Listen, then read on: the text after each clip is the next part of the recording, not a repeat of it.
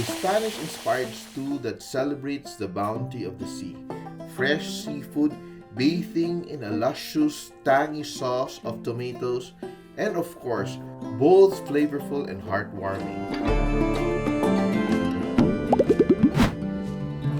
So I called my mom in Germany to give me some tips on how to make it the way she does. Kaya, Mom, hello mom, how are you? Hi, Tots. Yeah, so I want to cook, remember when I was growing up, still young, we used to cook this recipe a lot. And I remember we'll go to the market to buy all the fresh seafood. Pero I want to cook it the way you cook it. So can you give me some tips on how to prepare my favorite Sopa de Mariscos?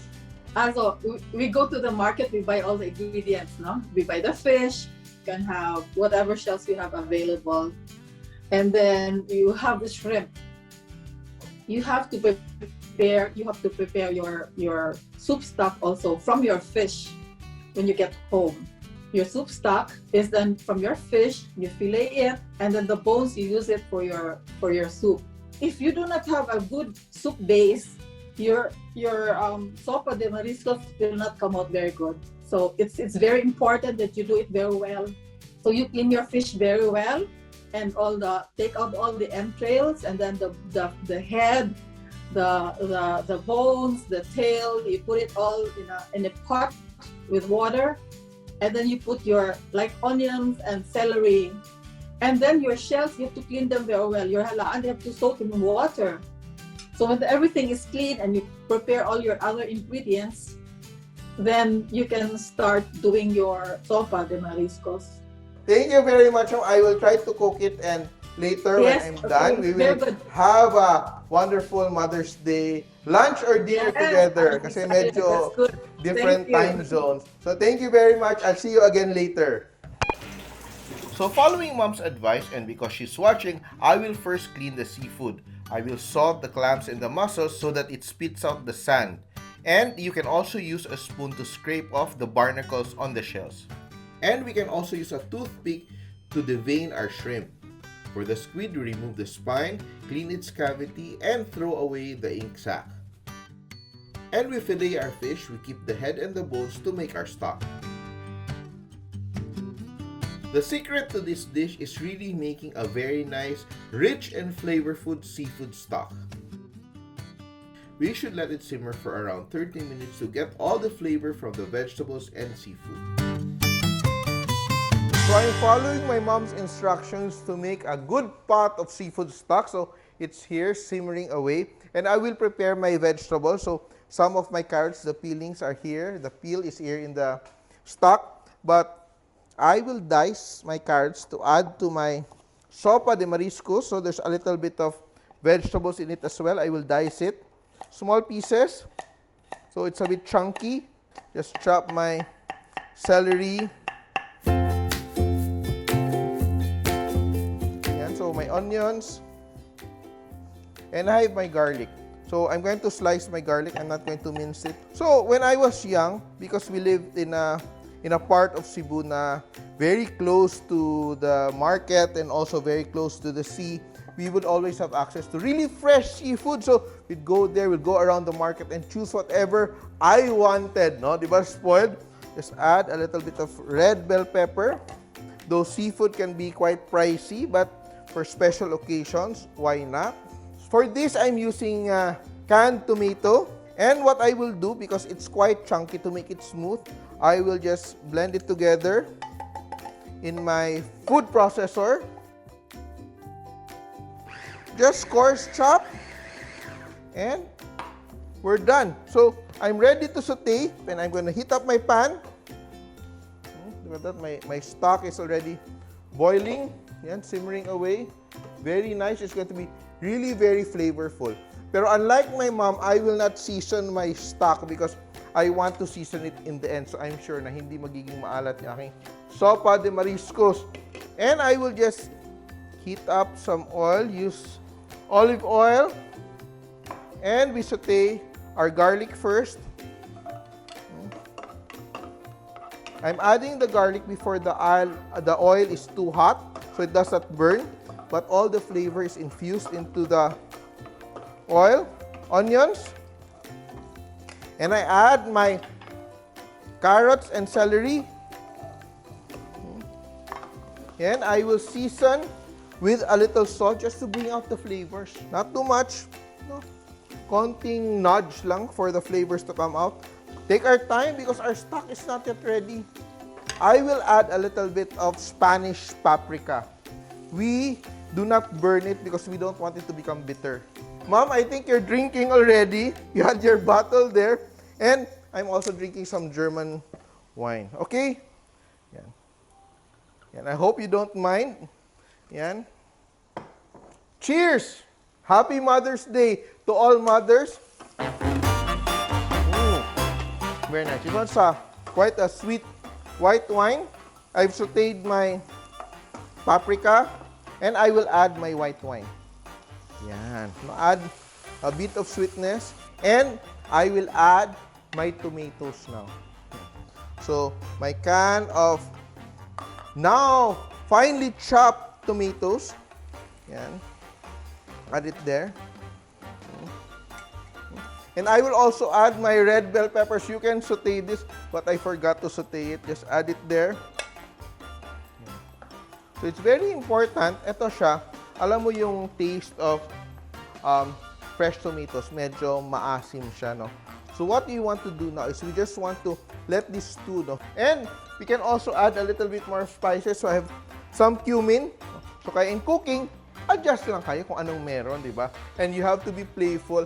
But remember, no amount of passion will replace common sense in cooking. Yan. So, lesson natin yan for today. Yan. I'll open my pots and I will begin to strain and add my seafood stock. Very rich na, no? So, eto pa lang siya. Masarap na siya. But if you combine it with the tomato and the other vegetables I have here and all the seafood, I tell you, sus, ito yung magiging something that's going to be so memorable for you. Yan. Good enough? Ako, that's good enough for me. Very nice. And in a few minutes, that's going to be ready and have all my seafood on standby.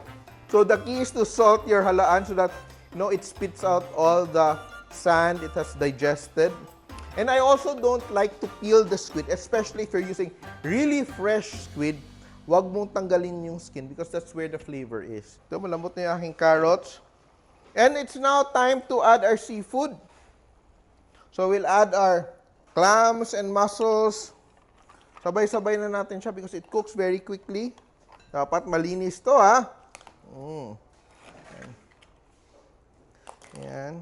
Very healthy pa tong dish na to. Crabs, yan, blue crabs, and our shrimp, yan. I'll add my fish first, kasi ang squid mabilis maluto. And the squid, when it's overcooked, it becomes rubbery. We don't want that to happen. So I'll add my fish. Spread it around.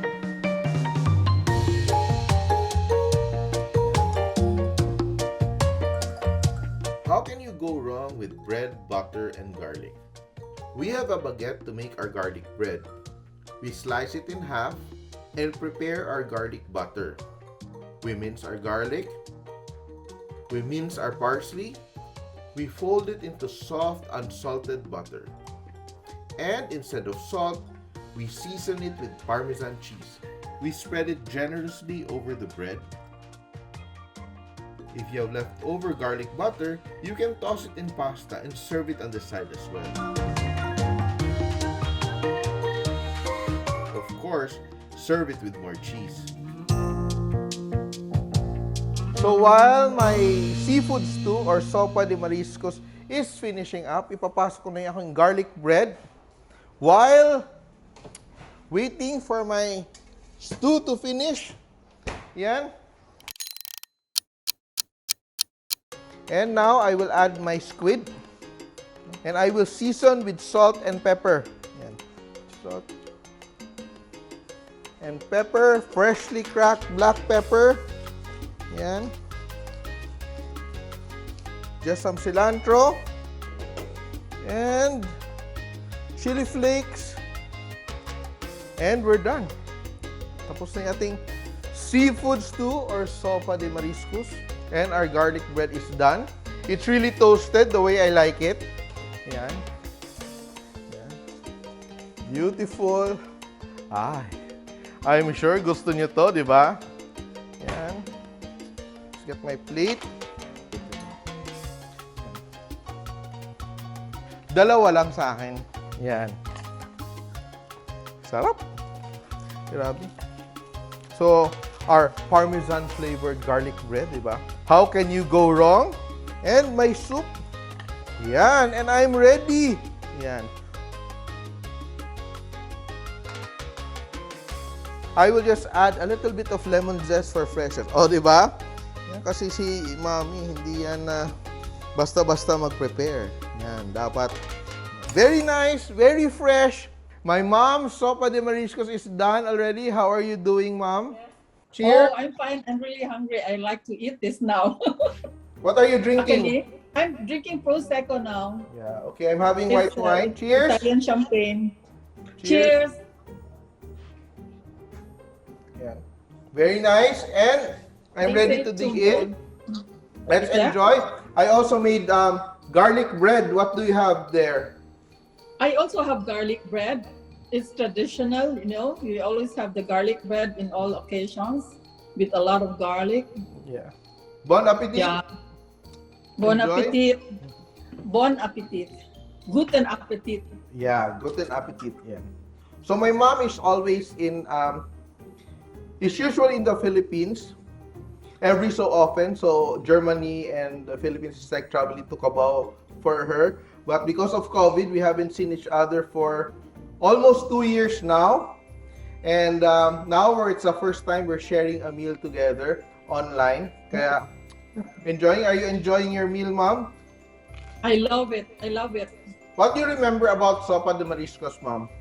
As I remember it's a very big treat for us because then we really go early in the market and make sure we have the very good fresh ingredients and the best shrimps, the best clams, the best everything.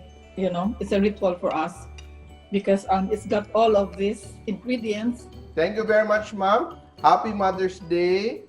I love Thank you. Keep on eating delicious food. Mom, say goodbye to everyone while we enjoy this meal. Bye, everybody. I hope that you will have the chance to do this for a special occasion. It's really very tasty and it brings the family together. It brings people together. So thank you very much, guys. Yes. This is our special recipe for Mother's Day. Sopa de Mariscos. Simple! Simple! Yes, that's right.